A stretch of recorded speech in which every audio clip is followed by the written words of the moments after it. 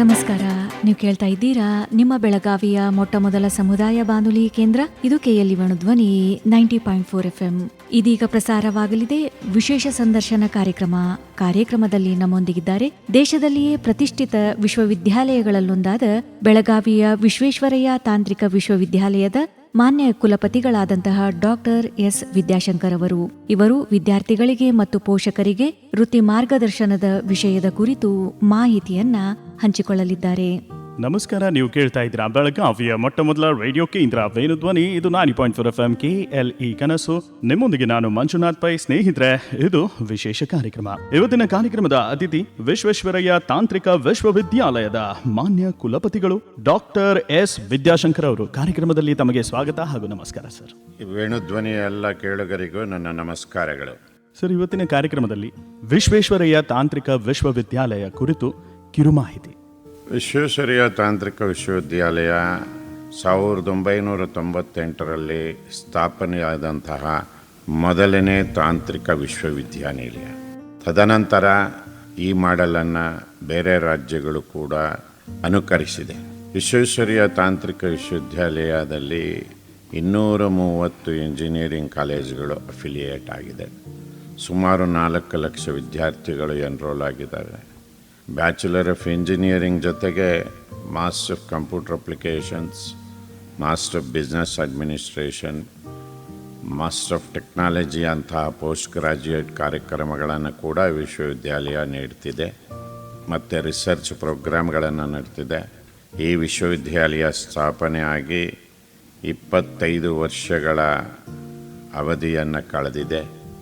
ವಿಶ್ವವಿದ್ಯಾಲಯದಲ್ಲಿ ಇಲ್ಲಿಯವರೆಗೂ ಸುಮಾರು 20 ಲಕ್ಷ ಇಂಜಿನಿಯರ್ಗಳು ಹೊರಬಂದಿದ್ದಾರೆ. ವಿಶ್ವವಿದ್ಯಾಲಯ ಅನೇಕ ಸಾಧನೆಗಳನ್ನು ಮಾಡಿದೆ. ವಿಶ್ವವಿದ್ಯಾಲಯ ಅನೇಕ ಅವಾರ್ಡ್ಗಳನ್ನು ಅಂತಾರಾಷ್ಟ್ರೀಯ ಮಟ್ಟದಲ್ಲಿ, ರಾಷ್ಟ್ರೀಯ ಮಟ್ಟದಲ್ಲಿ ಗಳಿಸಿದೆ. ಇತ್ತೀಚೆಗಷ್ಟೇ ವಿಶ್ವೇಶ್ವರಯ್ಯ ತಾಂತ್ರಿಕ ವಿಶ್ವವಿದ್ಯಾಲಯ ಎಕನಾಮಿಕ್ಸ್ ಟೈಮ್ಸ್ ಎಡುಟೆಕ್ ಅವಾರ್ಡ್ಸ್ ಹಾಗೂ ಎಕನಾಮಿಕ್ಸ್ ಟೈಮ್ಸ್ ಎಜುಕೇಷನ್ ಎಕ್ಸಲೆನ್ಸ್ ಅವಾರ್ಡ್ನಲ್ಲಿ ರಾಷ್ಟ್ರ ಮಟ್ಟದಲ್ಲಿ ಮೊದಲನೇ ಪಬ್ಲಿಕ್ ಟೆಕ್ನಿಕಲ್ ಯೂನಿವರ್ಸಿಟಿ ಅಂತ ಹೇಳಕ್ಕೆ ಬಯಸ್ತೀನಿ. ಮೊಟ್ಟ ಮೊದಲ ವಿಶ್ವವಿದ್ಯಾಲಯ ಅವಾರ್ಡನ್ನು ಪಡೆದಿದೆ. ಮತ್ತು ಇತ್ತೀಚೆಗೆ ಈ ವಿಶ್ವವಿದ್ಯಾಲಯ ತನ್ನದೇ ಆದ ಒಂದು ಸಾಧನೆಯಲ್ಲಿ ರಾಷ್ಟ್ರೀಯ ಮಟ್ಟದ ಸಾಧನೆಯನ್ನು, ಅಂತಾರಾಷ್ಟ್ರೀಯ ಮಟ್ಟದ ಸಾಧನೆಯನ್ನು ಮಾಡಿದೆ. ಕಾರಣ, ಈ ವಿಶ್ವವಿದ್ಯಾಲಯ ಕಳೆದ ಅಂತಿಮ ಸೆಮಿಸ್ಟರ್ ಪರೀಕ್ಷೆಯ ಫಲಿತಾಂಶವನ್ನು 10 ನಿಮಿಷದಲ್ಲಿ ನೀಡಿದೆ. 6ನೇ ಸೆಮಿಸ್ಟರ್ ಫಲಿತಾಂಶವನ್ನು 5 ನಿಮಿಷದಲ್ಲಿ, ಪರೀಕ್ಷೆ ಆದ ನಂತರ 5 ನಿಮಿಷದಲ್ಲಿ ನೀಡಿದೆ. 4ನೇ ಸೆಮಿಸ್ಟರ್ ಫಲಿತಾಂಶವನ್ನು ಕೇವಲ 5 ನಿಮಿಷದಲ್ಲಿ ನೀಡುವ ಮೂಲಕ ಈ ವಿಶ್ವವಿದ್ಯಾಲಯ ಇಡೀ ವಿಶ್ವವೇ ತಿರುಗಿ ನೋಡುವಂತೆ ಮಾಡಿದೆ. ಸರ್, ಈಗ ಕರಿಯರ್ ಬಗ್ಗೆ ಮಾತನಾಡಿದರೆ ವಿದ್ಯಾರ್ಥಿಗಳ ಒಂದು ಕರಿಯರ್ ಚೂಸಿಂಗ್ ಸಂದರ್ಭದಲ್ಲಿ ಯಾವ ವಿಷಯದ ಮೇಲೆ ಜಾಸ್ತಿ ಫೋಕಸ್ ಮಾಡಬೇಕು ಅದ್ರ ಬಗ್ಗೆ ಹೇಳಿ ಸರ್. ವಿದ್ಯಾರ್ಥಿಗಳಲ್ಲಿ ಒಂದು ಕೊರತೆ ಇದೆ. ನನಗೆ ಕಂಡಂತೆ, ನಾನು ವಿದ್ಯಾರ್ಥಿಗಳು ಎಲ್ಲರೂ ಇಲ್ಲದೆ ಇರ್ಬೋದು, 1% ತಾಳ ಬುದ್ಧಿವಂತಿಕೆಯಿಂದ ಕೆರಿಯರನ್ನು ಚೂಸ್ ಮಾಡ್ತಾರೆ. ಅನೇಕ ರೂರಲ್ ಬ್ಯಾಕ್ಗ್ರೌಂಡ್ನ ವಿದ್ಯಾರ್ಥಿಗಳಿಗೆ ಯಾವ ಕೆರಿಯರನ್ನು ಚೂಸ್ ಮಾಡಬೇಕು ಅನ್ನೋ ಐಡಿಯಾ ಅವರಿಗೆ ಇರೋದಿಲ್ಲ. ಕೆಲವು ಸಲ ತಂದೆ ತಾಯಿಗಳ ಒತ್ತಾಯದ ಮೇಲೆ ಇಂಜಿನಿಯರಿಂಗ್ ಅನ್ನು ಚೂಸ್ ಮಾಡ್ತಾರೆ ಅಥವಾ ಇಂಜಿನಿಯರಿಂಗ್ ಹೋಗ್ತಾರೆ. ಆದರೆ ಆಸೆ ಮೆಡಿಕಲ್ಲೋ ಅಥವಾ ಇನ್ನೊಂದರಲ್ಲೋ ಇರ್ತದೆ. ಅದಕ್ಕೆ ವಿದ್ಯಾರ್ಥಿಗಳು ತಾನು ಏನಾಗಬೇಕು, ತನ್ನ ಗುರಿ ಏನು, ತನ್ನ ಗುರಿ ಮುಟ್ಟಲು ಯಾವ ಕೆರಿಯರನ್ನು ಚೂಸ್ ಮಾಡಬೇಕು ಅನ್ನೋದು ವಿದ್ಯಾರ್ಥಿಗಳು ಆಲೋಚಿಸುವುದು ಒಳ್ಳೆಯದು. ಅಲ್ಲಲ್ಲಿ ಕೆರಿಯರ್ ಗೈಡೆನ್ಸ್ಗಳ ಪತ್ರಿಕೆಗಳವರು ಅರೇಂಜ್ ಮಾಡ್ತಾ ಇರ್ತಾರೆ, ಮತ್ತೊಬ್ಬ ವಿಶ್ವವಿದ್ಯಾಲಯ ಅರೇಂಜ್ ಮಾಡ್ತಾ ಇದೆ. ಅಂಥ ಕಾರ್ಯಕ್ರಮಗಳನ್ನು ಅಟೆಂಡ್ ಮಾಡಿ ಕೆರಿಯರನ್ನು ಯಾವ ರೀತಿ ಚೂಸ್ ಮಾಡೋದು ಎಂಬುದರ ಬಗ್ಗೆ ತಿಳಿದುಕೊಳ್ಳುವ ಅವಶ್ಯಕತೆ ಇದೆ. ಅಂಥ ಸಂದರ್ಭದಲ್ಲಿ ಸರ್, ಪರ್ಸನಲ್ ಪ್ಯಾಷನ್ ಮತ್ತು ಅವರ ಒಂದು ಪ್ರಾಕ್ಟಿಕಲ್ ಆದ ಹೈ ಪೇಯಿಂಗ್ ಜಾಬ್ಸ್ ಅಥವಾ ಪ್ರೊಫೆಷನ್, ಅದರ ಮಧ್ಯೆ ಬ್ಯಾಲೆನ್ಸ್ ಹೆಂಗೆ ಮಾಡೋದು ಕರಿಯರ್ ಚೂಸ್ ಮಾಡುವಾಗ? ನೋಡಿ, ಯಾವುದೇ ಒಬ್ಬ ವ್ಯಕ್ತಿಗೆ ಯಾವುದೇ ಒಂದು ರಂಗದಲ್ಲಿ ಕೆಲಸ ಮಾಡಬೇಕು ಅಂತ ಹೇಳಿದ್ರೆ ಪ್ಯಾಷನ್ ಇರಬೇಕು. ಪ್ಯಾಷನ್ ಇದ್ದು ಆ ಪ್ಯಾಷನ್ನು, ನನಗೆ ಟೀಚಿಂಗು ಇಟ್ಸ್ ಎ ಪ್ಯಾಷನ್. ಒಂದು ವೇಳೆ ಅಲ್ಲಿ ನಿಮಗೆ ಸಂಬಳ ಕಮ್ಮಿ ಸಿಗ್ಬೋದು, ಆದರೆ ನೀವು ಕೆಲಸ ಮಾಡುವ ಜಾಗ, ಕೆಲಸ ಮಾಡುವಂಥ ವೃತ್ತಿ ನಿಮಗೆ ಸಂತೋಷವನ್ನು ತಂದುಕೊಡ್ತದೆ. ಆ ಕಾರಣದಿಂದ ನೀವು ಪ್ಯಾಷನ್ ಇರುವಂಥ ಜಾಬನ್ನು ಚೂಸ್ ಮಾಡಬೇಕು. ಮತ್ತು ಐ ಪೇಯಿಂಗ್ ಜಾಬ್ಸು ಇವತ್ತು ಭಾಳ ಎಲ್ಲ ಕಡೆನೂ ಐ ಪೇಯಿಂಗ್ ಸಿಗಲ್ಲ. ಒಂದು ವೇಳೆ ಐ ಪೇಯಿಂಗ್ ಕೊಟ್ಟರೆ ಆ ಸ್ಟ್ರೆಸ್ ಅನ್ನೋದನ್ನು ತಡ್ಕೋಬೇಕಾಗಿ, ಯಾವಾಗ ಪೇಮೆಂಟನ್ನು ಜಾಸ್ತಿ ಕೊಡ್ತಾರೆ ಅಂದರೆ ಕಂಪನಿ ಯಾವಾಗ ಹೆಚ್ಚು ಪೇ ಮಾಡುತ್ತೆ, ಹೆಚ್ಚು ಕೆಲಸವನ್ನು ಕೂಡ ನಿರೀಕ್ಷಿಸುತ್ತೆ. ಆದ್ದರಿಂದ ನೀವು ಯೋಚನೆ ಮಾಡಬೇಕು, ನನ್ನ ಶಕ್ತಿ ಎಷ್ಟರ ಮಟ್ಟಿಗೆ ಅದಕ್ಕೆ ಸಮಯ ಕೊಡ್ಬೋದು, ನನ್ನ ಜ್ಞಾನಾರ್ಜನೆ ಎಷ್ಟು, ಆ ಕಂಪನಿ ಎಕ್ಸ್ಪೆಕ್ಟ್ ಲೆವೆಲ್ ಮಾಡೋಲ್ಲಿ ಕೆಲಸ ಮಾಡ್ಬೋದು ಅನ್ನೋದ್ರ ಬಗ್ಗೆ ಭಾಳ ಯೋಚನೆ ಮಾಡಿ ಪ್ಯಾಷನ್ ಇರೋ ಕಡೆ ಹೋಗೋದಾ ಅಥವಾ ಐ ಲೆವೆಲ್ ಪೇಯಿಂಗ್ ಇರೋದು ಹೋಗೋದು ಅನ್ನೋದ್ರ ಬಗ್ಗೆ ಪ್ರತಿಯೊಬ್ಬ ಇಂಡಿವಿಜುವಲ್ ಪ್ರೊಫೆಷನಲ್ ಮೇಲೆ ನಿಂತಿರುತ್ತೆ, ವಿದ್ಯಾರ್ಥಿಗಳ ಮೇಲೆ ನಿಂತಿರುತ್ತೆ. ಐ ಪೇ ಬೇಕು ಅಂತ ಹೇಳಿದ್ರೆ ಅದರ ಒತ್ತಡವೇ ಭಾಳ ಡಿಫ್ರೆಂಟ್ ಆಗಿರುತ್ತೆ. ಪ್ಯಾಷನ್ ಜಾಬಲ್ಲಿ ಹೋಗುವಂಥದ್ದು for example teaching, cool job ಅಂತ ಹೇಳ್ತಾರೆ. ಸಾಫ್ಟ್ವೇರ್ ಒಂದು ಕಾಲಕ್ಕೆ ಸಾಫ್ಟ್ವೇರ್ ಜಾಬ್ ಅನ್ನೋದು ಭಾಳ ಒತ್ತಡದ ಜಾಬು. ಆದ್ದರಿಂದ ಅದು ಯಾವುದೇ ಒಬ್ಬ ಉದ್ಯೋಗಿಯ ಸ್ವಂತ ಇಚ್ಛೆ ಮೇಲೆ ಐ ಪೇಯಿಂಗ್ ಜಾಬ್ಗೆ ಹೋಗ್ಬೇಕಾ ಅಥವಾ ಪ್ಯಾಷನ್ ಜಾಬ್ಗೆ ಹೋಗ್ಬೇಕಾ ಅಂತ ಡಿಸೈಡ್ ಮಾಡಬೇಕು. ಆದರೆ ಐ ಪೇಯಿಂಗ್ ಜಾಬ್ಗೆ ಹೊರಟಾಗ ನಾನು ಅಲ್ಲಿ ಕೆಲಸಗಳನ್ನು ನಿರ್ವಹಿಸಲು ಸಾಮರ್ಥ್ಯನೇ ಇಲ್ಲವೇ ಎಂದು ಮೊದಲು ಅಸೆಸ್ ಮಾಡಿಕೊಂಡು ಆಮೇಲೆ ಐ ಪೇಯಿಂಗ್ ಜಾಬ್ಗೆ ಹೋಗ್ಬೇಕಾಗ್ತದೆ. ಸ್ನೇಹಿತರೆ, ನೀವು ಕೇಳ್ತಾ ಇದ್ದೀರಾ ಬೆಳಗಾವಿಯ ಮೊಟ್ಟ ಮೊದಲ ರೇಡಿಯೋ ಕೇಂದ್ರ ವೇಣುಧ್ವನಿ. ಇದು 90.4 FM KLE ಕನಸು ವಿಶೇಷ ಕಾರ್ಯಕ್ರಮವಿದು. ಇವತ್ತಿನ ಕಾರ್ಯಕ್ರಮದ ಅತಿಥಿ ವಿಶ್ವೇಶ್ವರಯ್ಯ ತಾಂತ್ರಿಕ ವಿಶ್ವವಿದ್ಯಾಲಯ, ವಿಶ್ವೇಶ್ವರಯ್ಯ ಟೆಕ್ನಾಲಜಿಕಲ್ ಯೂನಿವರ್ಸಿಟಿಯ ಮಾನ್ಯ ಕುಲಪತಿಗಳು, vice chancellor doctor S Vidyashankar ಅವರು. ಡಾಕ್ಟರ್ ಸರ್, ಈಗ ಪಾಲಕರು ಆಮೇಲೆ ವಿದ್ಯಾರ್ಥಿನಿಯರು ಅವರ ಇಂಟ್ರೆಸ್ಟ್ ಒಂದು ಕಡೆ ಇರುತ್ತೆ, ಪಾಲಕರ ಇಂಟ್ರೆಸ್ಟ್ ಒಂದು ಕಡೆ ಇರುತ್ತೆ. ಅಂಥ ಸಂದರ್ಭದಲ್ಲಿ ಕಾನ್ಫ್ಲಿಕ್ಟ್ ಆಫ್ ಇಂಟ್ರೆಸ್ಟ್ ಅಂತ ಹೇಳ್ತಾರೆ. ಏನು ಮಾಡಬೇಕು, ಯಾರನ್ನ ಆಯ್ಕೆ ಮಾಡ್ಕೋಬೇಕು? ನೋಡಿ, ತಂದೆ ತಾಯಿಗಳು ಒಂದನ್ನು ಅರ್ಥ ಮಾಡ್ಕೋಬೇಕು. ತಂದೆ ತಾಯಿಗಳ ಆಸೆ ಒಂದಿರುತ್ತೆ, ಕರೆಕ್ಟು. ನನ್ನ ಮಗ ಇಂಜಿನಿಯರ್ ಆಗಬೇಕು ಅಥವಾ ನನ್ನ ಮಗ ಡಾಕ್ಟರ್ ಆಗಬೇಕು ಅನ್ನೋದು ಒಂದು ಇವತ್ತಿನ ಹೆಚ್ಚಿನ ತಂದೆ ತಾಯಿಗಳಲ್ಲಿ ಆಸೆ ಇರ್ತದೆ. ಆದರೆ ವಿದ್ಯಾರ್ಥಿಗಳು ಯಾವ ವೃತ್ತಿಯನ್ನು ಆಯ್ಕೆ ಮಾಡ್ತಾರೆ ಅನ್ನೋದನ್ನು ತಂದೆ ತಾಯಿಗಳು ಮಗ ಅಥವಾ ಮಗಳಿಗೆ ಬಿಡಬೇಕು. ಅವರ ಜೊತೆ ಆಲೋಚನೆ ಮಾಡಬೇಕು, ಡಿಸ್ಕಸ್ ಮಾಡಬೇಕು. ಅವರ ಏನು ಇಚ್ಛೆ ಅನ್ನೋದನ್ನು ತಂದೆ ತಾಯಿಗಳು ಮೊದಲು ತಿಳ್ಕೊಬೇಕು.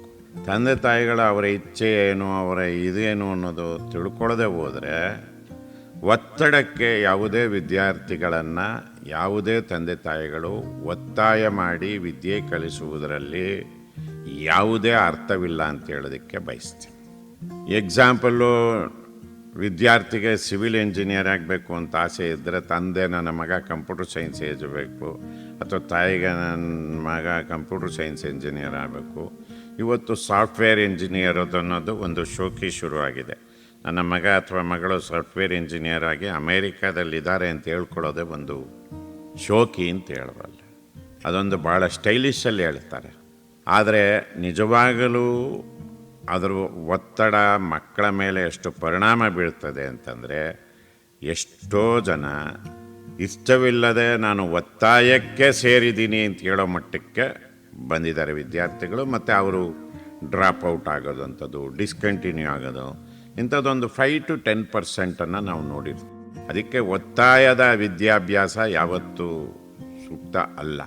ತಂದೆ ತಾಯಿಗಳು ಆಲೋಚನೆ ಮಾಡಿ ಮಕ್ಕಳಿಗೆ ಸರಿಯಾದ ರೀತಿ ಯಾವ ಫೀಲ್ಡ್ ತೊಗೊಂಡ್ರೆ ಬುದ್ಧಿವಂತರಾದರೆ, ಯಾವ ಫೀಲ್ಡ್ ತೊಗೊಂಡ್ರೆ ಅನುಕೂಲಗಳೇನು ಅನಾನುಕೂಲತೆಗಳೇನು, ಅಥವಾ ಒಂದು ವೇಳೆ ಅವ್ರಿಗಾಗದಿದ್ದರೆ ನಾನು ಹೇಳ್ದಂಗೆ ಈಗಾಗಲೇ ಹೇಳಿರೋ ಪ್ರಕಾರ ಆ career guidance or course selection ಅನ್ನೋಂಥವ ಒಂದು ಸಭೆಗಳು ಭಾಳಷ್ಟು ನಡೀತಾ ಇರುತ್ತೆ. ಅದಕ್ಕೆ ಕೌನ್ಸಿಲರ್ಸ್ಗಳಿರ್ತಾರೆ, ಕಾಲೇಜ್ನಲ್ಲಿ ಕೌನ್ಸಿಲರ್ಸ್ಗಳಿರ್ತಾರೆ. ಅಲ್ಲೋಗಿ ತಿಳ್ಕೊಂಡು ಮಕ್ಕಳಿಗೆ ಒಂದಷ್ಟು ಗೈಡೆನ್ಸನ್ನು ನೀಡುವಂಥ ಕೆಲಸಗಳನ್ನು ತಂದೆ ತಾಯಿಗಳು ಪೋಷಕರು ಮಾಡಬೇಕು. ಅದು ಬಿಟ್ಟು ಒತ್ತಾಯ ಮಾಡೋದಾದರೆ ಒತ್ತಾಯದಿಂದ ಆಗೋ ಯಾವ ಕೆಲಸನೂ ಆಗಲ್ಲ.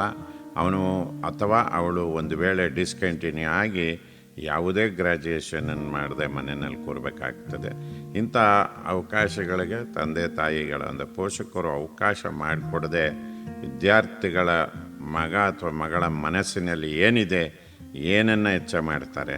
ಮಗನಿಗೆಲ್ಲೋ ಫ್ಯಾಷನ್ ಡಿಸೈನರ್ ಆಗಬೇಕು, ಮಗಳಿಗೆ ಅಂತಿದ್ದರೆ ತಂದೆ ತಾಯಿ ನೀನು ಎಲೆಕ್ಟ್ರಾನಿಕ್ಸ್ ಇಂಜಿನಿಯರ್ ಆಗು ಅಂದರೆ ನಾವು ನೋಡಿರೋ ಎಕ್ಸಾಂಪಲ್ ಸಾಕಷ್ಟಿದೆ.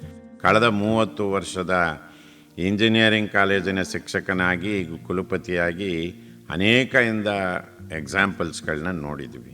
ಮಕ್ಕಳ ಬಾಯಿಂದ ಕೇಳಿದ್ದೀವಿ ಕೌನ್ಸಿಲರ್ಸ್ ಆಗಿ.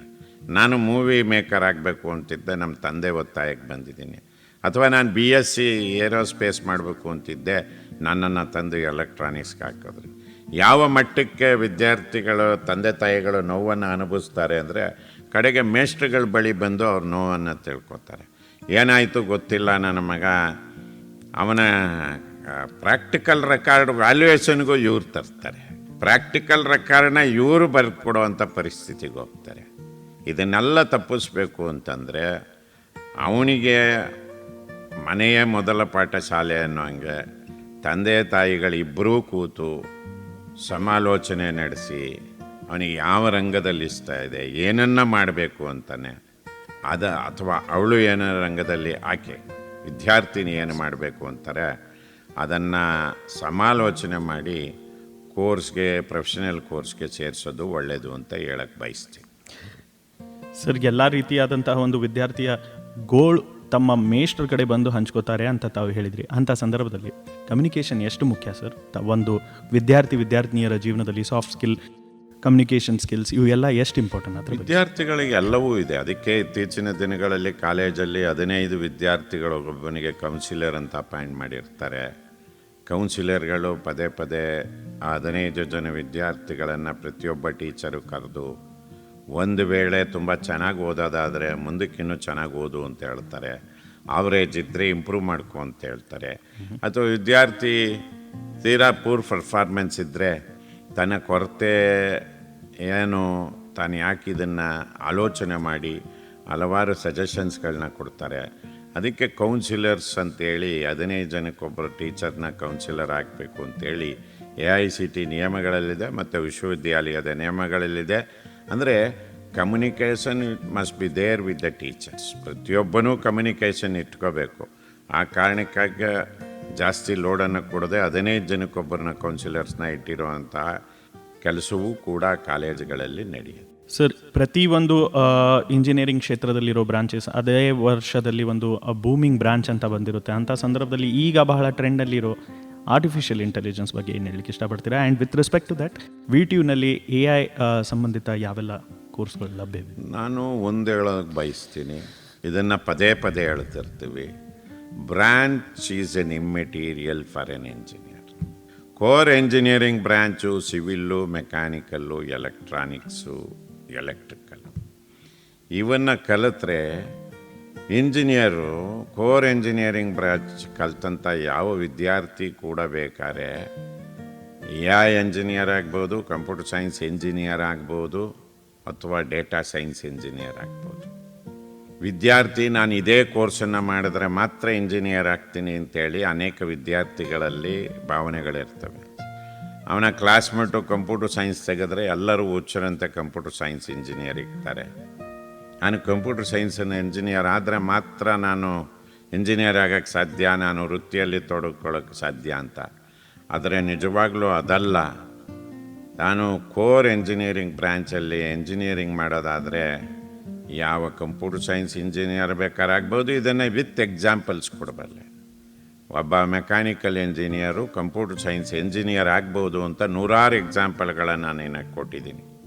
ನಾನು ನೆನೆಸ್ಕೋತೀನಿ, ಒಂದೇ ಒಂದು ಎಕ್ಸಾಂಪಲ್ ಹೇಳ್ತೀನಿ. ಒಬ್ಬ ವಿದ್ಯಾರ್ಥಿ, ರೂರಲ್ ಮಟ್ಟದ ಒಬ್ಬ ವಿದ್ಯಾರ್ಥಿ ಮೆಕ್ಯಾನಿಕಲ್ ಎಂಜಿನಿಯರ್ ಆಗಿ ಇವತ್ತು ಕಂಪ್ಯೂಟರ್ ಸೈನ್ಸ್ ಅಂದರೆ ಪೈಥಾನ್ ಅಥವಾ ಜಾವಾ ಟೀಚ್ ಮಾಡೋದರಲ್ಲಿ ಒಂದು ಸಣ್ಣದ ಬಿಸ್ನೆಸ್ ಶುರು ಮಾಡಿ ಇವತ್ತು 800 crore ಟರ್ನ್ ಓವರ್ ಟ್ರೈನಿಂಗ್ ಸೆಂಟರನ್ನು ನಡೆಸ್ತಾ ಇದ್ದಾನೆ. Q Spider and J Spider ಅಂತೇಳಿ ಬೆಂಗಳೂರಲ್ಲಿ ಭಾಳ ದೊಡ್ಡ ಬೃಹದಾಕಾರವಾದ. ಆತ ಮೆಕ್ಯಾನಿಕಲ್ ಇಂಜಿನಿಯರು. ಯಾಕೆ ನನ್ನ ಸ್ಟೇಟ್ಮೆಂಟನ್ನು ನಾನೇ ಜಸ್ಟಿಫಿಕೇಷನ್ ಕೊಡಬೇಕು. ಅವರು ನೀವು ಒಂದು ಎಕ್ಸಾಂಪಲ್ ಹೇಳ್ತೀರಾ ಅಂತಿರ್ಬೋದು, ಅಂತ ನೂರಾರು ಎಕ್ಸಾಂಪಲ್ಗಳು ನಮ್ಮ ಕಣ್ಮುಂದೆ ಕಾಣ್ತಾ ಇರ್ತವೆ. ಆದರೆ ಹೈಯೆಸ್ಟ್ ರೀಚ್ ಆಗಿರುವಂಥ ಒಬ್ಬ ವಿದ್ಯಾರ್ಥಿ ಹೆಸರು ಹೇಳಿದೆ. ಆತ ಮಂಡ್ಯ PS ಕಾಲೇಜಲ್ಲಿ ಓದಿ ಮೆಕ್ಯಾನಿಕಲ್ ಓದಿ ಕಡೆಗೆ ಅವನ ಸಾಧನೆ ಕಂಪ್ಯೂಟರ್ ಸೈನ್ಸ್ನಲ್ಲಿ ನಡೆಯುತ್ತೆ. Java language or Python language. So ಇಂಥಷ್ಟು ಸಾಧನೆಗಳನ್ನು ಮಾಡ್ಬೋದು. ವಿದ್ಯಾರ್ಥಿಗಳಲ್ಲಿ ಏನಿರಬೇಕು ಅಂದರೆ ಅಟಾಚಲ, ನಾನು ಸಾಧನೆ ಮಾಡಲೇಬೇಕು ಅನ್ನೋದಿರಬೇಕು. ಯಾವ ಬ್ರಾಂಚು ನಿಮ್ಮ ಸಾಧನೆಗೆ ಪ್ರಿವೆಂಟ್ ಮಾಡಲ್ಲ. ಒಬ್ಬ ಏರೋಸ್ಪೇಸ್ ಇಂಜಿನಿಯರು ನಾಳೆ ಸ್ಪೇಸ್ ಇಂಜಿನಿಯರಿಂಗಲ್ಲಿ ಎಸ್ಟಾಬ್ಲಿಷ್ ಆಗ್ಬೋದು. ಅಂದರೆ ನಾನು ಇದೇ ಕೋರ್ಸು ಇದೇ ಕಾಲೇಜು ಅಂತ ಹೇಳಿದ್ರೆ ಅದು ವಿದ್ಯಾರ್ಥಿಗಳ ಹುಚ್ಚುತನ. ಯಾವುದೇ ಕಾಲೇಜಿನಲ್ಲಿರಲಿ, ಯಾವುದೇ ಲೆವೆಲ್ ಆಫ್ ಕಾಲೇಜಲ್ಲಿರಲಿ, ವಿದ್ಯಾರ್ಥಿಗೆ ಒಂದಿರಬೇಕು, ನನ್ನ ಮುಂದೆ ಗುರಿಯನ್ನು ಫಿಕ್ಸ್ ಮಾಡ್ಕೋಬೇಕು. ಆ ಗುರಿ ಸಾಧಿಸಲು ಇವತ್ತು ನಾನು ಏನು ಮಾಡಬೇಕು ಅಂತ ಹೇಳಬೇಕು. ಕಾರಣ ಯಾವುದೇ ಕಾಲೇಜ್ ಯಾಕೆ ಇಂಪಾರ್ಟೆಂಟ್ ಇಲ್ಲ, ಕೋರ್ಸ್ ಯಾಕೆ ಇಂಪಾರ್ಟೆಂಟ್ ಇಲ್ಲ ಅಂತ ನಾನು ಹೇಳೋದಕ್ಕೆ ಬಯಸಿದ್ರೆ, ಎಕ್ಸಾಂಪಲ್ಲು, ಇವತ್ತು ವರ್ಲ್ಡ್ ಈಸ್ ವೆರಿ ಸ್ಮಾಲ್ ಪಾಕೆಟಲ್ಲಿದೆ. ಸ್ಮಾಲ್ ಮೊಬೈಲ್ ಫೋನಲ್ಲಿ ಇಡೀ ಪ್ರಪಂಚ ನಮ್ಮ ಕೈಲಿದೆ ಅಂತ ಹೇಳ್ಬೋದು. ಆ ಇಂಟರ್ನೆಟ್ ಇದ್ದು ಒಂದು ಮೊಬೈಲ್ ಇದ್ದರೆ ಆ ಗೂಗಲ್ ಅನ್ನೋ ಇದರಲ್ಲಿ ಏನೆಲ್ಲ ಬೇಕು ನಿಮಗೆ, ಯಾವ ಇನ್ಫಾರ್ಮೇಷನ್ ಬೇಕು. ನಾನು ಎಲ್ಲೋದ್ರೂ ಹೇಳ್ತಿರ್ತೀನಿ, 50 ವರ್ಷದ ಹಿಂದೆ ನಾನು ವಿದ್ಯಾರ್ಥಿ, ಇಂಜಿನಿಯರಿಂಗ್ ವಿದ್ಯಾರ್ಥಿ, ಅಥವಾ 45 ವರ್ಷದ ಕೆಳಗೆ ನಾನು ಇಂಜಿನಿಯರಿಂಗ್ ವಿದ್ಯಾರ್ಥಿ ಆಗಿದ್ದಾಗ 18ನೇ ವರ್ಷದಲ್ಲಿ 1986ರಲ್ಲಿ ಅಥವಾ 82ರಲ್ಲಿ ನಾನು ಇಂಜಿನಿಯರಿಂಗ್ ಸೇರಿದಾಗ ನಮಗೆ ಕಂಪ್ಯೂಟರ್ ಅನ್ನೋದು ಗೊತ್ತಿರಲಿಲ್ಲ, ಕಂಪ್ಯೂಟ್ರು ನೋಡಿರಲಿಲ್ಲ, ಕೀಬೋರ್ಡ್ ಅಂದ್ರೇನು ಅಂತ ಗೊತ್ತಿರಲಿಲ್ಲ, ಇಂಟರ್ನೆಟ್ ಅಂದ್ರೇನು ಅಂತ ನಮಗಿನ್ನೂ ಗೊತ್ತಿರಲಿಲ್ಲ. ಅಂಥ ಕಾಲದಲ್ಲಿ ನಾವು ಕ್ಲಾಸ್ ರೂಮ್ ಟೀಚಿಂಗನ್ನಷ್ಟೇ ಡಿಪೆಂಡ್ ಆಗಬೇಕಾಗಿತ್ತು. ಅವತ್ತು ಶಿಕ್ಷಕರು ಪಾಠ ಮಾಡಿದ್ರೆ ಮಾತ್ರ ಕ್ಲಾಸಲ್ಲಿ ನಮಗೆ ಅವತ್ತು ಪಾಠ ಕೇಳ್ದಂಗೆ, ಅಥವಾ ಅವ್ರು ನೋಟ್ ಸಿಕ್ಕಿದ್ರೆ ಮಾತ್ರ ನಾವು ಪಾಠ ಓದ್ದಂಗೆ ಆಗ್ತಿತ್ತು. ಆದರೆ ಇವತ್ತಂಗಿಲ್ಲ. ಇವತ್ತು ಯಾವುದೇ ಟೀಚರು ಕ್ಲಾಸಲ್ಲಿ ನೋಟ್ಸ್ ಕೊಡ್ತೀನಿ ಅಂದರೆ ವಿದ್ಯಾರ್ಥಿಗಳು ಡಿಕ್ಟೇಷನ್ ತಗೊಳ್ಳೋಕೆ ತಯಾರಿ ಇಲ್ಲ, ಟೀಚರು ಡಿಕ್ಟೇಷನ್ ಕೊಡಲ್ಲ. ಇವತ್ತು ಇಂಟರ್ನೆಟ್ ಮತ್ತು ಸ್ಮಾರ್ಟ್ಫೋನ್ ಒಂದು ಕೈಯಲ್ಲಿದ್ದರೆ ಬಹುಶಃ ಇಡೀ ಪ್ರಪಂಚವನ್ನು ವಿದ್ಯಾರ್ಥಿ ತಿಳ್ಕೊಬೋದು.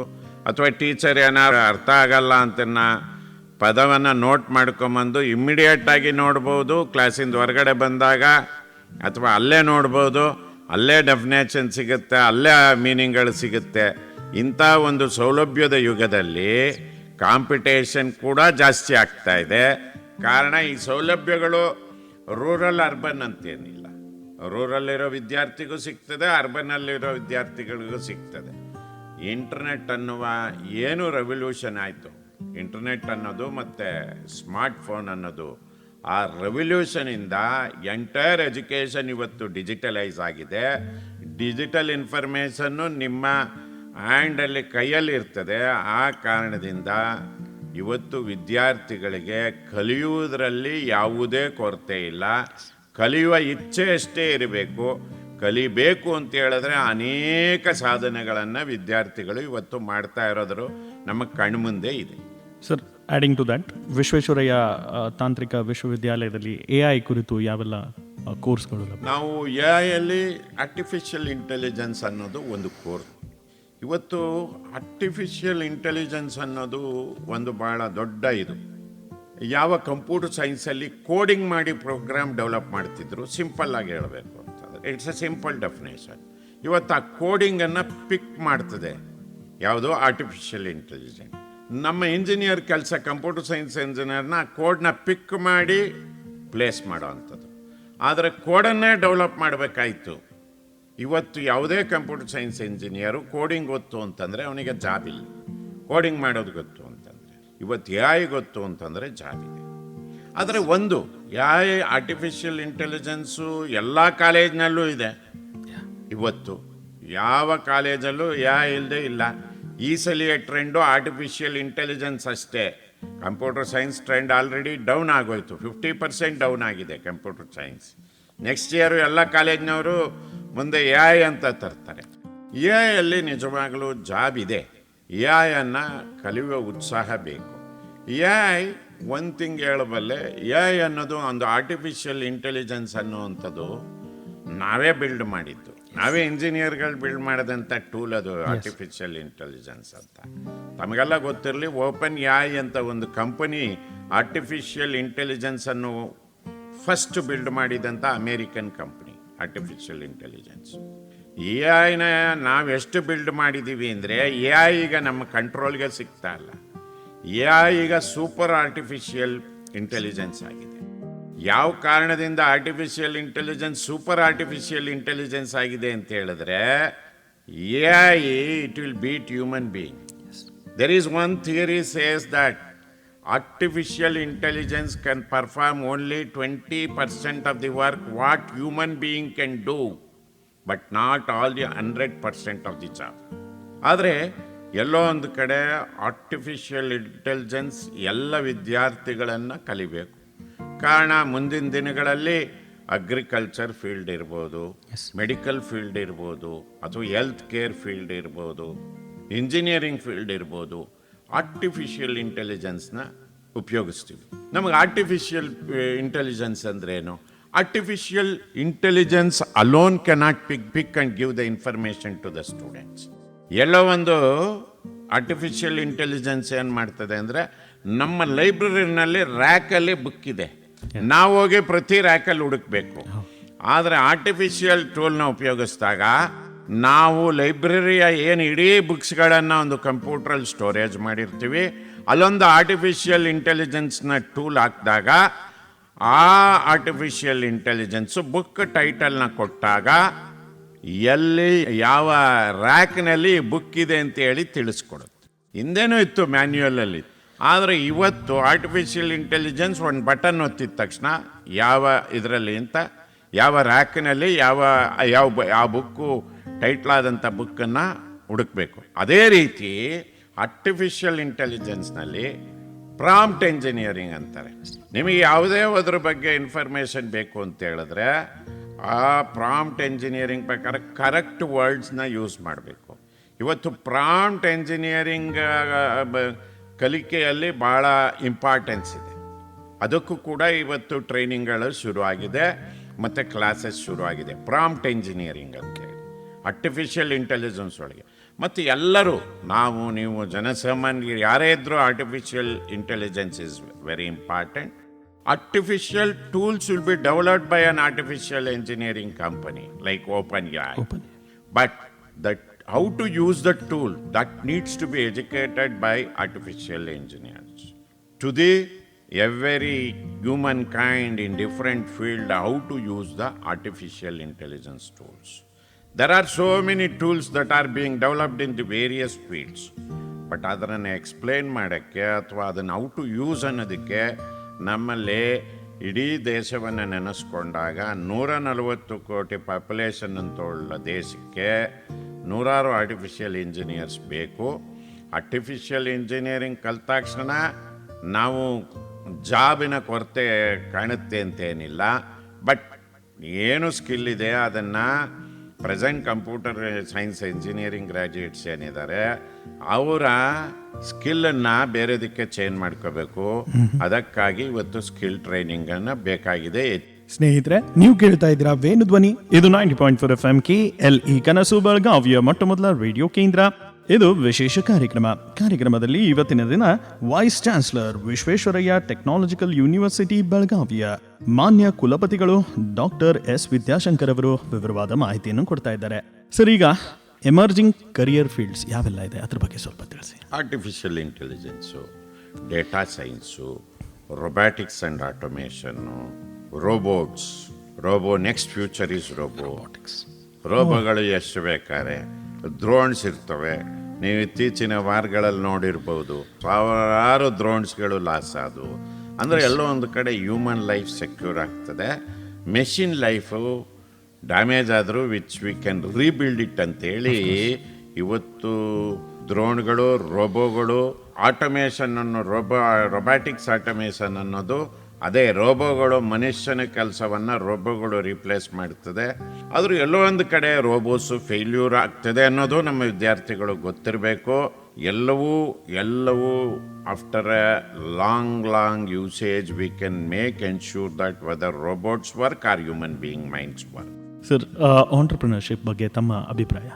ನೋಡಿ, ಈ ದೇಶದಲ್ಲಿ ಒಂದು ಮಾಹಿತಿ ಇರಲಿ, ವಿದ್ಯಾರ್ಥಿಗಳಿಗೆ ಪ್ರತಿ ವರ್ಷ 20 ಲಕ್ಷ ಎಂಜಿನಿಯರಿಂಗ್ ಗ್ರ್ಯಾಜುಯೇಟ್ಸ್ಗಳು ಹೊರಗೆ ಬರ್ತಾರೆ. ಅಪ್ರಾಕ್ಸಿಮೇಟ್ಲಿ 2.5 ಲಕ್ಷ ಮಕ್ಕಳಿಗೆ ಉದ್ಯೋಗ ಸಿಗ್ಬೋದು. ಅದು ಮಲ್ಟಿನ್ಯಾಷನಲ್ ಕಂಪ್ನಿ ಇರ್ಬೋದು ಅಥವಾ ಸರ್ಕಾರಿ ಉದ್ಯೋಗಗಳಿರ್ಬೋದು. ಯಾವುದಾದ್ರು ಸೇರಿ 2.5 ಲಕ್ಷದಿಂದ 3 ಲಕ್ಷ ಜನಕ್ಕೆ ಕೆಲಸ ಸಿಗುತ್ತೆ. ಇನ್ನು 17 ಲಕ್ಷ ಅಥವಾ 15 ಲಕ್ಷ ವಿದ್ಯಾರ್ಥಿಗಳು ಹೊರದೇಶಕ್ಕೆ ಹೋಗ್ತಾರೋ ಒಂದಷ್ಟು ಜನ. ಆದರೆ ಒಂದಂತೂ ಸತ್ಯ, ಸರ್ಕಾರ ಎಲ್ಲರಿಗೂ ಉದ್ಯೋಗವನ್ನು ಕೊಡಿಸುವ ಭರವಸೆ ಯಾರೂ ಸರ್ಕಾರವೂ ಕೊಡೋಕ್ಕಾಗೋದಿಲ್ಲ. ಆ ಕಾರಣದಿಂದ ಇವತ್ತು ಎಂಜಿನಿಯರ್ಸ್ಗಳು ಆಲೋಚನೆ ಮಾಡಬೇಕಾಗಿರೋದು, they must become a job providers rather then the job seekers. ಉದ್ಯೋಗವನ್ನು ಕೊಡುವ ಎಂಜಿನಿಯರ್ಗಳಾಗ ಯಾವಾಗಬೇಕೇ ಹೊರತು ಉದ್ಯೋಗವನ್ನು ಸ್ವೀಕರಿಸುವ ಬೇಕೇ ಬೇಕು ಅನ್ನುವಂಥ ಎಂಜಿನಿಯರ್ಗಳು ಆಗಬಾರ್ದು. ಇವತ್ತು ಇದನ್ನೆಲ್ಲ ಅರ್ಥಕೊಂಡು ಈಗಾಗಲೇ ದೇಶದಲ್ಲಿ ಆಂಟ್ರಪ್ರಿನರ್ಶಿಪ್ ಆಗಬೇಕು, ಆಂಟ್ರಪ್ರಿನರ್ಸ್ ಆಗಬೇಕು ಅಂತೇಳಿ ಕಳೆದ 10-15 ವರ್ಷದಿಂದ ಏನು ಸಬ್ಜೆಕ್ಟ್ಗಳನ್ನು ಇಂಟ್ರಡ್ಯೂಸ್ ಮಾಡಿ ವೇರಿಯಸ್ ಹಂತದರಲ್ಲಿ ಇವತ್ತು ಸ್ಟಾರ್ಟಪ್ ಕಂಪ್ನಿಗಳನ್ನು ಎನ್ಕರೇಜ್ ಮಾಡೋದಕ್ಕೆ ಸರ್ಕಾರ, ಕೇಂದ್ರ ಇರ್ಬೋದು, ರಾಜ್ಯ ಇರ್ಬೋದು, ಅನೇಕ ಕಾರ್ಯಕ್ರಮಗಳನ್ನು ರೂಪಿಸ್ತಾ ಇದೆ. ಎಲಿವೇಟ್ ಅಂತ ಹೇಳ್ತಾರೆ, ಶಿ ಇನೋವೇಟ್ಸ್ ಅಂತ ಹೇಳ್ತಾರೆ. ಅನೇಕ ಇಂಥ ಕಾರ್ಯಕ್ರಮಗಳು ವರ್ಷ ಪೂರ್ತಿ ನಡೀತಾ ಇದೆ to create entrepreneurs of this country as to the world. Sir, internship ಬಗ್ಗೆ ಮಾತನಾಡೋಣ. ಒಂದು ಕಾಲೇಜಿನಲ್ಲಿ ಇರೋ ಇಂಟರ್ನ್ಶಿಪ್ ಒಬ್ಬ ವಿದ್ಯಾರ್ಥಿನಿಯರ ಜೀವನದಲ್ಲಿ ಎಷ್ಟು ಮುಖ್ಯ ಆಗುತ್ತೆ, ಅದ್ರ ಬಗ್ಗೆ ತಿಳಿಸಿ. ಇವತ್ತು ಬರೀ ಇಂಟರ್ನ್ಶಿಪ್ ಅಲ್ಲ, ಸ್ಕಿಲ್ ಅನ್ನೋದು ಭಾಳ ಮುಖ್ಯ. ಇಂಜಿನಿಯರಿಂಗ್ ಕ್ಲಾಸ್ ರೂಮಲ್ಲಿ ಥಿಯರಿ ಕಲಿತ್ರೆ ಸಾಲದು, ಆ ಕಲಿತಂಥ ಥಿಯರಿಯನ್ನು ಎಲ್ಲಿ ಅಪ್ಲೈ ಮಾಡ್ತೀನಿ ನಾನು ಅನ್ನೋದನ್ನು ಅಲ್ಲೇ ತಿಳ್ಕೊಬೇಕು. That is called skill. ನಾನು ಇವತ್ತೇನು ಓದಿದೆ, ಆಟೋಮೊಬೈಲ್ ಎಂಜಿನ್ ಬಗ್ಗೆ ಓದ್ತೀನಿ. ಆ ಎಂಜಿನನ್ನು ಅಲ್ಲೇ ಮಾಡಿ ಸ್ಕಿಲ್ಲು ಹೌದಾ, ಪರ್ಫಾರ್ಮೆನ್ಸ್ ಏನು 4 ಸ್ಟ್ರೋಕ್ ಅಂದ್ರೇನು, 2 ಸ್ಟ್ರೋಕ್ ಅಂದ್ರೇನು, how it works theory board ಮೇಲೆ ಬರಿಬೋದು. ಅದನ್ನು ತಕ್ಷಣ ತಿಳ್ಕೊಳ್ಳೋದು, ಸ್ಕಿಲ್ ಲ್ಯಾಬಲ್ಲಿ ಹೋಗಿ ಅದ್ರ ಮೇಲೆ ಒಂದಷ್ಟು ಎಕ್ಸ್ಪೆರಿಮೆಂಟ್ಸ್ ಮಾಡೋದು, ಅದನ್ನು ಡಿಸೈನ್ ಮಾಡೋದು, ಇವೆಲ್ಲದರ ಅವಶ್ಯಕತೆ ಇದೆ. That is called skill exposure. ಇವತ್ತು ವಿದ್ಯಾರ್ಥಿಗಳಿಗೆ ನನ್ನ ಪ್ರಕಾರ 50% ಥಿಯರಿಯನ್ನು ಕಲಿತ್ರೆ 50% ಸ್ಕಿಲ್ಲನ್ನು ಕಲಿಬೇಕು. ಅದಕ್ಕಾಗಿ ವಿಶ್ವವಿದ್ಯಾಲಯ 5 ಕ್ರೆಡಿಟನ್ನು ಸ್ಕಿಲ್ಲು ಕೊಟ್ಟಿದೆ. ನಮ್ಮ ಏನು ರೆಗ್ಯುಲರ್ ಲ್ಯಾಬ್ ಜೊತೆ ಅಡಿಷನಲ್ ಸ್ಕಿಲ್ ಏನು ಬೇಕೋ ಅದನ್ನು 5 ಕ್ರೆಡಿಟ್ ಕಂಪಲ್ಸರಿ ಸ್ಕೋರ್ ಮಾಡಬೇಕು ಅಂತೇಳಿ ನಾವು ಸ್ಕಿಲ್ಲನ್ನು ಇಂಟ್ರೊಡ್ಯೂಸ್ ಮಾಡಿದ್ದೀವಿ. ಸ್ಕಿಲ್ ಅಂತ ತಾವು ತಮ್ಮ ಉತ್ತರದಲ್ಲಿ ಬಳಸಿದ್ದೀರಾ. ಅಂಥ ಸಂದರ್ಭದಲ್ಲಿ ಬಹಳಷ್ಟು ಜನರ ಕಡೆ ಡಿಗ್ರಿ ಇದ್ದೇ ಇರುತ್ತೆ. Skill, how to develop skill sir? Skill ಲ್ಯಾಬ್ಗಳಲ್ಲಿ ಕೆಲಸ ಮಾಡಬೇಕು ವಿದ್ಯಾರ್ಥಿಗಳು. ಸೆಂಟರ್ ಆಫ್ ಎಕ್ಸಲೆನ್ಸ್ಗಳನ್ನು ಕ್ರಿಯೇಟ್ ಮಾಡಿದ್ದೀವಿ ನಾವು. ಎಕ್ಸಾಂಪಲ್ ಆಗಿ ನಮ್ಮ ವಿಶ್ವವಿದ್ಯಾಲಯದಲ್ಲೇ ಈಗ 12 ಸೆಂಟರ್ ಆಫ್ ಎಕ್ಸಲೆನ್ಸನ್ನು ಕಳೆದ 1 ವರ್ಷದಲ್ಲಿ ಕ್ರಿಯೇಟ್ ಮಾಡಿದ್ದೀನಿ. ರಿವರ್ಸ್ ಎಂಜಿನಿಯರಿಂಗ್ ಅನ್ನೋ ಒಂದು ಲ್ಯಾಬನ್ನು ಕ್ರಿಯೇಟ್ ಮಾಡಿದ್ದೀವಿ. ಅಂದರೆ ನೀವು ಯಾವುದೋ ಒಂದು ಪ್ರಾಡಕ್ಟ್ನ ತೊಗೊಂಡ್ರೆ ಆ ಪ್ರಾಡಕ್ಟ್ನ redevelopment with better qualities and better. China 20 ವರ್ಷದ ಕೆಳಗಡೆ ಈ ಕೆಲಸವನ್ನು ಶುರು ಮಾಡಿ ಇವತ್ತು ಬೋಯಿಂಗ್ ಮತ್ತು ಏರ್ಬಸ್ ವಿಮಾನವನ್ನು ಅದಕ್ಕಿಂತ ಬೆಟರ್ ಕ್ವಾಲಿಟಿ ಪ್ರೊಡ್ಯೂಸ್ ಮಾಡ್ತೀವಿ ಅಂತ ಹೊರಟಿದ್ದಾರೆ. ಅಂಥ ಒಂದು ಸಮಯದಲ್ಲಿ ನಮ್ಮ ದೇಶದಲ್ಲೂ ಇಂಜಿನಿಯರಿಂಗ್ ವಿದ್ಯಾರ್ಥಿಗಳು 2047ಕ್ಕೆ ಈ ಭಾರತವನ್ನು ವಿಕಸಿತ ಭಾರತವನ್ನಾಗಿ ನೋಡಬೇಕು ಅಂತ ಬಯಸ್ತಾ ಇದ್ದಾರೆ. ಆ ಕಾರಣಕ್ಕಾಗಿ ವಿದ್ಯಾರ್ಥಿಗಳು ಹೆಚ್ಚು ಹೆಚ್ಚು ಸ್ಕಿಲ್ ಲ್ಯಾಬು ಎಸ್ಟಾಬ್ಲಿಷ್ ಆಗ್ತಿರೋವಂಥ ಸ್ಕಿಲ್ ಲ್ಯಾಬ್ಗಳಲ್ಲಿ ಕೆಲಸ ಮಾಡಿ ದಿನದಲ್ಲೇ ನಾನು ಹೇಳ್ತಾ ಇರ್ತೀನಿ 24 ಗಂಟೆ ಅನ್ನೋದಿದೆ. ಆದರೆ ಕೇವಲ 6ರಿಂದ 8 ಗಂಟೆ ನಿಮ್ಮ ಅದರ್ ಆ್ಯಕ್ಟಿವಿಟೀಸ್ಗೆ ಬಿಟ್ಟು ನಿನ್ನ ರಿಮೈನಿಂಗ್ 18 ಗಂಟೆ ಅಥವಾ 17 ಗಂಟೆ ನೀವು ಕೆಲಸ ಮಾಡಿದ್ರೆ ಮಾತ್ರ ನೀವು ಸಾಧನೆ ಮಾಡಲಿಕ್ಕೆ ಸಾಧ್ಯ. ಅದಕ್ಕೆ ಆ ಸಾಧನೆ ಯಾವುದು ಅಂದರೆ ನೀವು must get expose more in skill activities ಅಂತ ಹೇಳೋದಕ್ಕೆ ಬಯಸ್ತೀನಿ. ಅದಕ್ಕಾಗಿ ಇಡೀ ದೇಶದಲ್ಲಿ ಇವತ್ತು ಹ್ಯಾಕಥಾನ್ ನಡೀತಾ ಇದೆ. ಅಂದರೆ ಹುಡುಗನಿಗೆ ಸ್ಪಾಟಲ್ಲಿ ಪ್ರಾಬ್ಲಮ್ ಕೊಡೋದು 24 ಅವರ್ಸಲ್ಲಿ ಸಾಲ್ವ್ ಮಾಡಬೇಕು, ನಿದ್ದೆ ಮಾಡಿದೆ 24 ಅವರ್ಸಲ್ಲಿ ಸಾಲ್ವ್ ಮಾಡಬೇಕು, ಅಥವಾ 48 ಅವರ್ಸಲ್ಲಿ ಸಾಲ್ವ್ ಮಾಡಬೇಕು ಅನ್ನೋ ಹ್ಯಾಕಥಾನು. ಒಂದು ಪ್ರಾಬ್ಲಮ್ ಕೊಟ್ಬಿಟ್ಟು ಇದ್ರ solution apply design thinking and critical thinking ಅಂತೇಳಿ ಅಪ್ಲೈ ಮಾಡಿ ಅದಕ್ಕೆ ನಾವು ಫಸ್ಟ್ ಇಯರ್ನಲ್ಲಿ ಈಗ IDT ಇನೋವೇಷನ್ ಡಿಸೈನ್ ಥಿಂಕಿಂಗ್ ಅಂತ ಫಸ್ಟ್ ಸೆಮಿಸ್ಟ್ರಲ್ಲಿ ಇಂಟ್ರೊಡ್ಯೂಸ್ ಮಾಡಿದ್ದೀವಿ. ಇಂಟರ್ ಡಿಸಿಪ್ಲಿನರಿ ಪ್ರಾಜೆಕ್ಟ್ ಅಂತ IDP ಅಂತೇಳಿ ಸೆಕೆಂಡ್ ಸೆಮಿಸ್ಟರ್ನಲ್ಲಿ ಇಂಟ್ರೊಡ್ಯೂಸ್ ಮಾಡಿದ್ದೀವಿ. ಇದೆಲ್ಲವೂ ವಿದ್ಯಾರ್ಥಿಗಳಿಗೆ ಇತ್ತೀಚಿನ ದಿನಗಳಲ್ಲಿ ಕ್ಲಾಸ್ ರೂಮ್ನಲ್ಲಿ ಬರೋದಕ್ಕೆ ವಿದ್ಯಾರ್ಥಿಗಳಿಗೆ ಇವತ್ತು ನನಗೆ ಇನ್ಫಾರ್ಮೇಷನ್ ನೆಟ್ಟಲ್ಲೇ ಇದೆ, ನಾನು ಯಾಕೆ ಕ್ಲಾಸ್ ರೂಮ್ ಬಂದು ಕುಂತ್ಕೋಬೇಕು ಅನ್ನೋದೊಂದು ಇದಿದೆ. ಆದರೆ ನಾವೇನು ಮಾಡ್ತಾಯಿದ್ದೀವಿ, ಅದಕ್ಕೆ ಕ್ಲಾಸ್ ರೂಮಲ್ಲಿ ಬಂದು ಕೂತ್ಕೊಳ್ಳೋದ್ರ ಜೊತೆಗೆ ಆ ಇಂಟ್ರೆಸ್ಟನ್ನು ಕ್ರಿಯೇಟ್ ಮಾಡೋದಕ್ಕೆ ಸ್ಕಿಲ್ ಲ್ಯಾಬಲ್ಲಿ ಅವನಿಗೆ ಕೈ ಕೆಲಸವನ್ನು ಕೊಡುವಂಥ ಕೆಲಸವನ್ನು ನಾವು ಮಾಡ್ತಾಯಿದ್ದೀವಿ. ನಾವೇನು ಮಾಡಿದ್ದೀವಿ, IDT ಅಂದ್ರೇನು, ಇನೋವೇಷನ್ ಡಿಸೈನ್ ಥಿಂಕಿಂಗ್ ಅಂದರೆ ಅವನು ಯಾವುದಾದ್ರೂ ಒಂದು ಫೀಲ್ಡ್ಗೆ ಹೋಗಿ ಫೀಲ್ಡ್ನಲ್ಲಿ ಪ್ರಾಬ್ಲಮನ್ನು ಪಿಕ್ ಮಾಡಿ ಯಾವುದೋ ಒಂದು ರೈತರ ಫೀಲ್ಡ್ಗೆ ಹೋಗ್ತಾರೆ, ಅಗ್ರಿಕಲ್ಚರ್ ಫೀಲ್ಡ್ಗೆ. ಅಲ್ಲಿ ರೈತ ಯೂಸ್ ಮಾಡ್ತಿರೋ ಅಥವಾ ಕೈಯಲ್ಲಿ ಕೆಲಸ ಮಾಡ್ತಿರುವಾಗ ನನಗೆ ಈ ಸಮಸ್ಯೆ ಇದೆ, ಇದಕ್ಕೊಂದು ಯಂತ್ರ ಬಂದರೆ ಸರಿಗಿರುತ್ತೆ ಅಂತ ಹೇಳಿದ್ರೆ ಆ ಯಂತ್ರವನ್ನು, ಆ ಪ್ರಾಬ್ಲಮ್ ಸ್ಟೇಟ್ಮೆಂಟನ್ನು ತಂದು ಡಿಸೈನ್ ಥಿಂಕಿಂಗ್, ಕ್ರಿಟಿಕಲ್ ಥಿಂಕಿಂಗನ್ನು ಅಪ್ಲೈ ಮಾಡಿ ಡಿಸೈನ್ ಮಾಡಿದ್ರೆ ಆ ಪ್ರಾಡಕ್ಟು ಡಿಸೈನ್ ಆಗಿ ಪ್ರಾಡಕ್ಟಾಗಿ ಔಟ್ ಆದರೆ ಆ ವಿದ್ಯಾರ್ಥಿ ಮಾಡುವಂಥ ಸಾಧನೆ ಅದು ದೊಡ್ಡ ಪ್ರಾಬ್ಲಮ್ ಆಗಿರಬೇಕಾಗಿಲ್ಲ.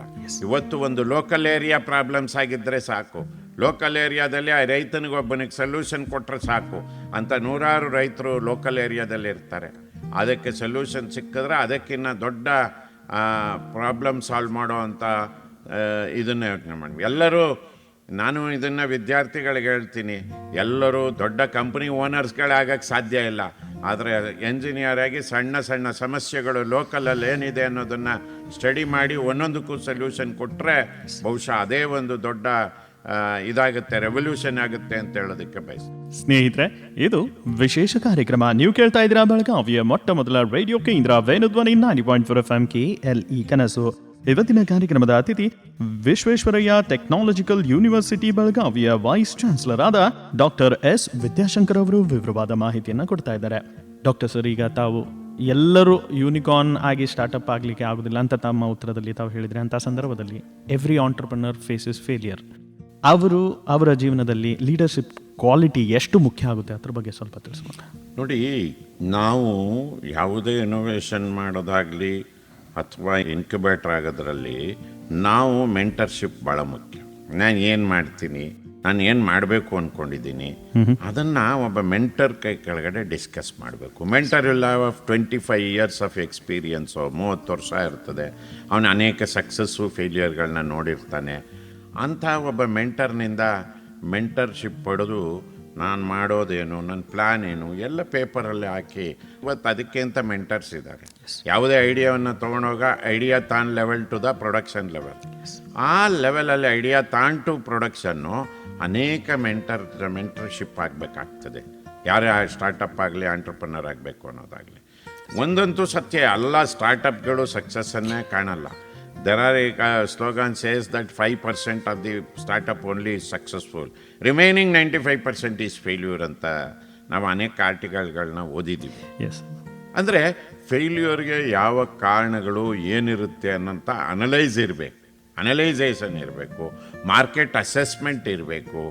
ಅಂದರೆ ನೀವೆಲ್ಲೋ ಒಬ್ಬ ಮೆಂಟರ್ ಹೋದಾಗ ನನಗೆ ಐಡಿಯಾ ಇದೆ, ನಾನು ಈ ಪ್ರಾಡಕ್ಟ್ ಮಾಡಬೇಕು ಅಂತ ಹೋದರೆ ಅವನು ಹೇಳ್ತಾನೆ ಏನೆಲ್ಲ ಸರ್ವೆ ಆಗಬೇಕು, ಏನೆಲ್ಲ ಮಾಡಿರಬೇಕು, ಮೆಂಟರ್ ಹೇಳ್ತಾನೆ.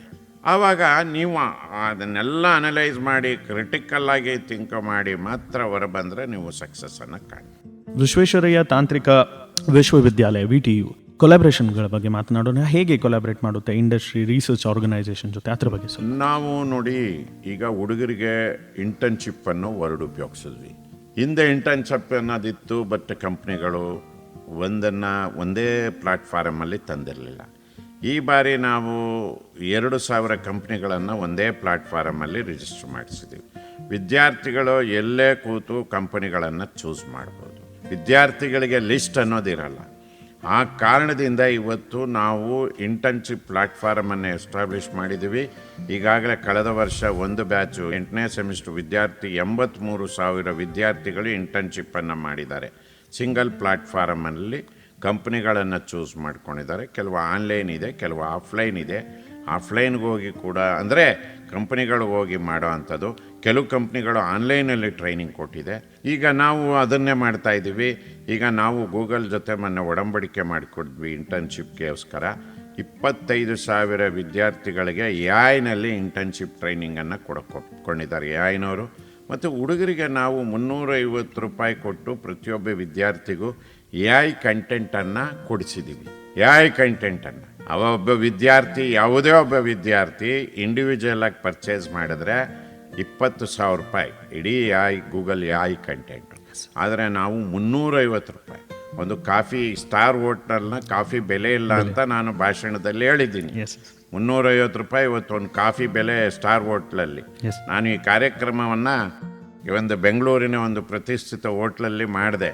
ನಾನು ಹೇಳಿದೆ ಈ ಹೋಟ್ಲಲ್ಲಿ ಕಾಫಿ ಬೆಲೆ 280 ರೂಪಾಯಿ. ಅಂದರೆ ನಾವು ಸೈನ್ ಮಾಡಿದಾಗ ಗೂಗಲ್ ಅವ್ರ ಜೊತೆ ಕೇವಲ 350 ರೂಪಾಯಿಗೆ ಇದು ಇಡೀ ಇಂಡಿಯಾದಲ್ಲಿ number 1 university in the country to sign an MOU with Google ಅವರು ಕೂಡ ಈಗ ನೋಟಿಫೈ ಮಾಡ್ತಾರೆ ಇಂಟರ್ನ್ಯಾಷನಲ್ ಲೆವೆಲಲ್ಲಿ. ಈಗಾಗಲೇ ನಮ್ಮದು ಪತ್ರಿಕೆಗಳಲ್ಲಿ ಬಂತು. ಗೂಗಲ್ ಅವರು ಕೂಡ ಅವರದೇ ಆದ ಸೋರ್ಸಲ್ಲಿ ಇವತ್ತು they want to mention that VTU is the first university in the country to sign an MOU with Google ಅನ್ನೋದು ಗೊತ್ತಿರಲಿ. ಸ್ನೇಹಿತರೆ, ವಿಶೇಷ ಕಾರ್ಯಕ್ರಮವಿದು. ಇವತ್ತಿನ ಕಾರ್ಯಕ್ರಮದಲ್ಲಿ ಮಾನ್ಯ ಕುಲಪತಿಗಳು ವಿಶ್ವೇಶ್ವರಯ್ಯ ತಾಂತ್ರಿಕ ವಿಶ್ವವಿದ್ಯಾಲಯದಿಂದ ಡಾಕ್ಟರ್ S ವಿದ್ಯಾಶಂಕರ್ ಅವರು. ಕಾರ್ಯಕ್ರಮದಲ್ಲಿ ಬಹಳಷ್ಟು ವಿಷಯಗಳ ಬಗ್ಗೆ ನಾವು ಚರ್ಚೆ ಮಾಡಿದ್ವಿ. ವಿದ್ಯಾರ್ಥಿನಿಯರಿಗೆ ಒಂದು ಸಲಹೆ, ಇಂಜಿನಿಯರ್ಸ್, ರಿಸರ್ಚರ್ಸ್, ಆಂಟ್ರಪ್ರಿನರ್ಸ್ಗೆ ಒಂದು ಸಲಹೆ, ಒಂದು ಅಡ್ವೈಸ್, ಏನು ಹೇಳಕ್ಕೆ ಇಷ್ಟಪಡ್ತೀನಿ? ನೋಡಿ, ನಿಮಗೆ ಆಂಟ್ರಪ್ರಿನರ್ ಆಗಬೇಕಾ ಅಥವಾ ರಿಸರ್ಚರ್ ಆಗಬೇಕಾ ಅಥವಾ ಪ್ರೊಫೆಷನಲ್ ಆಗಬೇಕಾ ಅಥವಾ ಸ್ಟಾರ್ಟಪ್ ಆಗಬೇಕಾ, ಇವೆಲ್ಲವನ್ನು ನೀವು ಇಂಜಿನಿಯರಿಂಗ್ ಸೇರಿದ 6 ತಿಂಗಳೊಳಗೆ ತೀರ್ಮಾನ ಮಾಡಿ. ನಿಮಗೆ ಒಂದು ಗೊತ್ತಾಗ್ತದೆ. ನಾವು ಅದಕ್ಕೋಸ್ಕರ IDT ಮತ್ತು IDPನ ಶುರು ಮಾಡಿರೋದು. ತೀರ್ಮಾನ ಮಾಡಿ ನೀವು 2ನೇ ಸೆಮಿಸ್ಟ್ರಿಂದ ಈಚೆಗೆ ನೀವು ಏನು ಗುರಿಯನ್ನು ಇಟ್ಕೋತೀರಾ ಆ ಗುರಿಯನ್ನು 8ನೇ ಸೆಮಿಸ್ಟರ್ ಒಳಗಡೆ ಸಾಧಿಸುವಂಥ ಕೆಲಸವನ್ನು ಮಾಡಿ. ಸೇರಿದ ಮೇಲೆ ಗುರಿ ಇಲ್ಲದೆ ನೀವು ಸುಮ್ಮನೆ ನಾನು ಇಂಜಿನಿಯರಿಂಗ್ ಮಾಡೋಣ 4 ವರ್ಷ ಕಾಲೇಜಿನಲ್ಲಿ ಎಂಜಾಯ್ ಮಾಡೋಕ್ಕೆ ಬಂದಿದ್ದೀವಿ, ನಾವು 4 ವರ್ಷ ಎಂಜಾಯ್ ಮಾಡೋಣ, student period is A golden period ಅಂತ 4 ವರ್ಷ ಎಂಜಾಯ್ ಮಾಡಿ 4 ವರ್ಷದ ನಂತರ ನಾನೇನಾರು ಆಗಲು ಪ್ರಯತ್ನ ಪಡ್ತೀನಿ ಅಂತಂದರೆ you are going to be failure. Time is very short. You must be 1 in 2.5 lakhs if you want a job. If you want to be entrepreneur, you must be 1 in 19 lakhs. ದೇಶದಲ್ಲೇ 5,000 engineering ಕಾಲೇಜುಗಳು, ಇಂಜಿನಿಯರ್ಸ್ಗಳು ಹೊರಬರ್ತಾರೆ ಪ್ರತಿ ವರ್ಷ. ನಿಮಗೆ ಗೊತ್ತಿರಲಿ, ನೀವು competitive ಆಗಿದ್ದರೆ ಮಾತ್ರ ನೀವು ಜಾಬ್ಗಾರು ಹೋಗ್ಬೋದು, ಜಾಬ್ ಪ್ರೊವೈಡರಾರು ಆಗ್ಬೋದು, ಜಾಬ್ ಸೀಕರಾರು ಆಗ್ಬೋದು, ಅಥವಾ ಆಂಟ್ರಪ್ರನರ್ ಆಗ್ಬೋದು, ಅಥವಾ ಸ್ಟಾರ್ಟಪ್ ಆಗ್ಬೋದು. ಬಟ್ ನಿಮ್ಮ ಎಫರ್ಟು ಫಸ್ಟ್ ಸೆಮಿಸ್ಟ್ರಿಂದ ಶುರು ಆಗಿ 8ನೇ ಸೆಮಿಸ್ಟರ್ ಒಳಗಡೆ ನೀನೇನಾಗಬೇಕು ಅಂತ ತೀರ್ಮಾನ ಮಾಡಿದ್ರೆ ಅದು ಸಾಧನೆ ಮಾಡಲು ಸಾಧ್ಯ ಅನ್ನೋದನ್ನು ಹೇಳೋದಕ್ಕೆ ಬಯಸ್ತೇನೆ. ಕಾರ್ಯಕ್ರಮದ ಕೊನೆ ಹಂತಕ್ಕೆ ನಾವು ಬಂದಿದ್ದೇವೆ ಸರ್. ಅಂಥ ಸಂದರ್ಭದಲ್ಲಿ ನಮ್ಮ ಕೇಳುಗರಿಗೆ ಕೊನೆಯದಾಗಿ ಏನು ಹೇಳಲಿಕ್ಕೆ ಇಷ್ಟಪಡ್ತೀರಾ? ನೀವು ಏನಾಗಬೇಕು ಗುರಿ ಅನ್ನೋದಿರಲಿ. ಗುರಿ ಹಿಂದೆ ಒಬ್ಬ ಗುರು ಅನ್ನೋನು ಬೇಕು. ಆ ಗುರು ಅನ್ನೋನು ಕಾಲೇಜಿನಲ್ಲಿ ನಿಮಗೆ ಸಿಗ್ತಾರೆ. ಗುರಿ ಜೊತೆಗೆ ಗುರು ಇರಬೇಕು. ಗುರಿ ಫಿಕ್ಸ್ ಮಾಡಿಕೊಂಡ್ರೆ ಸಾಲದು. If you fix aim and sleep, you cannot achieve anything. To reach the aim, there are so many obstacles. We have to overcome that obstacles by using your intelligence, and then you can reach the goal. Always, for any person in this country who has become big, they have not come just by way of luck or something. There is always a struggle in reaching or climbing this steps of success. Thank you. ಕಾರ್ಯಕ್ರಮದಲ್ಲಿ ತಮ್ಮ ಬಹುಮೂಲ್ಯ ಸಮಯ, ವಿವರವಾದ ಮಾಹಿತಿ ಕೊಟ್ಟಿದ್ದಕ್ಕೆ ಧನ್ಯವಾದ ಹಾಗೂ ನಮಸ್ಕಾರ sir. ಎಲ್ಲ ಕೇಳುಗರಿಗೂ ಮತ್ತೊಮ್ಮೆ ನನ್ನ ನಮಸ್ಕಾರಗಳು. ಸ್ನೇಹಿತರೆ, ಇದಾಗಿತ್ತು ವಿಶೇಷ ಕಾರ್ಯಕ್ರಮದಲ್ಲಿ ಇವತ್ತಿನ ದಿನ ವಿಶ್ವೇಶ್ವರಯ್ಯ ತಾಂತ್ರಿಕ ವಿಶ್ವವಿದ್ಯಾಲಯದ ಮಾನ್ಯ ಕುಲಪತಿಗಳು ಡಾಕ್ಟರ್ S ವಿದ್ಯಾಶಂಕರ್ ಅವರು ತಮ್ಮ ಬಹುಮೂಲ್ಯ ಸಮಯ ಹಾಗೂ ವಿವರವಾದ ಮಾಹಿತಿಯನ್ನು ಹಂಚಿಕೊಂಡರು. ನಿಮ್ಮೊಂದಿಗೆ ನಾನು ಮಂಜುನಾಥ್ ಪೈ. ಹೀಗೆ ಕೇಳ್ತಾ ಇರಿ ವೇಣುಧ್ವನಿ. ಇದು 90.4 FM KLE ಕನಸು, ಬೆಳಗಾವಿಯ ಮೊಟ್ಟ ಮೊದಲ ರೇಡಿಯೋ ಕೇಂದ್ರ. ನಮಸ್ಕಾರ.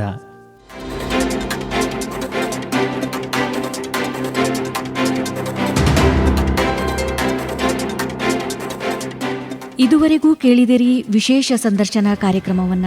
ಭಾಗವಹಿಸಿದಂತಹ ಅತಿಥಿಗಳು ದೇಶದಲ್ಲಿಯೇ ಪ್ರತಿಷ್ಠಿತ ವಿಶ್ವವಿದ್ಯಾಲಯಗಳಲ್ಲೊಂದಾದ ಬೆಳಗಾವಿಯ ವಿಶ್ವೇಶ್ವರಯ್ಯ ತಾಂತ್ರಿಕ ವಿಶ್ವವಿದ್ಯಾಲಯದ ಮಾನ್ಯ ಕುಲಪತಿಗಳಾದ ಡಾಕ್ಟರ್ S ವಿದ್ಯಾಶಂಕರ್ ಅವರು.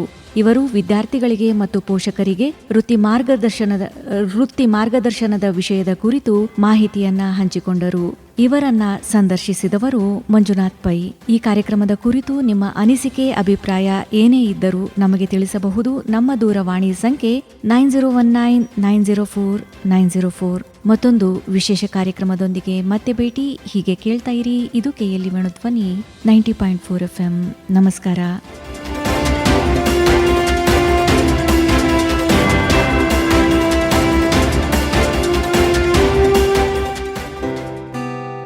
समझे आपकी हर हेल्थ प्रॉब्लम्स की बात, वर्ल्ड क्लास ट्रीटमेंट हर दिन और रात, केएलई का हाथ आपके साथ, आपके साथ। KLE Society's Dr. Prabhakar Kore Super Speciality Hospital. Cure for all health related problems. Experienced doctors and ultra modern facilities के साथ KLE Society's Dr. Prabhakar Kore Super Speciality Hospital and Medical Research Center, Nehru Nagar, Belagavi. Call 08312473777. KLE ಕನಸು ನನಸದ